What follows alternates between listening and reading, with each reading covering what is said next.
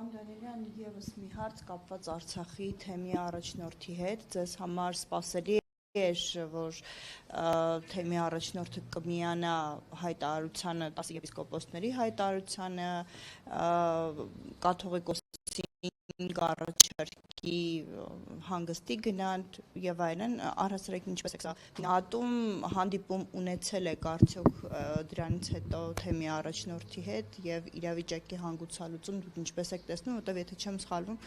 նրա պաշտոնանկության հարց դրված էր։ Արցախի թեմի առաջնորդ Վրդանիկ Սրբազանի հետ հանդիպում չեմ ունեցել,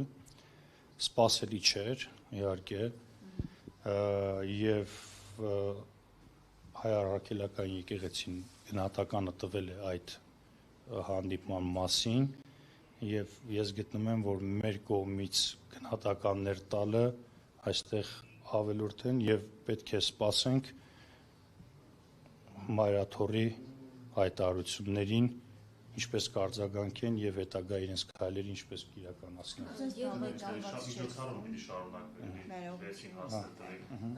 Պարոն Դանիելյան, ինչ դիրքորոշում ունեք ընդհանրապես Հայաստանում եկեղեցու շուրջ իրականացվող այս գործողությունների նկատմամբ։ Իհարկե անընդունելի է հայ առաքելական եկեղեցու դեմ ուղղված այս արշավը եւ պետք է հանգիստ թողել եկեղեցուն, հստակ սահմանադրությունով նշված է, որ պետությունը եւ եկեղեցին անջատեն եւ բոլոր խնդիրները ինչ որ կան եկեղեցում պետք է լուծվի եկեղեցու ներսում եւ պետք չի մենք կամ այլ ինչ որ մարդիկ, ովքեր որ կապ չունեն, խառնվեն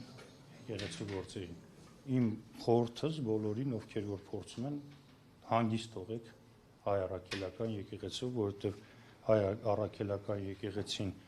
այն միակ համախմբող եւ 1700 եւ ավելի տարի այն ինստիտուտն է, եւ աշխարհի վրա ամենահին ինստիտուտներից մեկն է եւ պետք է հանգիստ թողել եւ խնդիրներ կլինեն, ամեն տեղ էլ խնդիրներ լինում են եւ խնդիրները պետք է իրենց ներսում լուծվեն։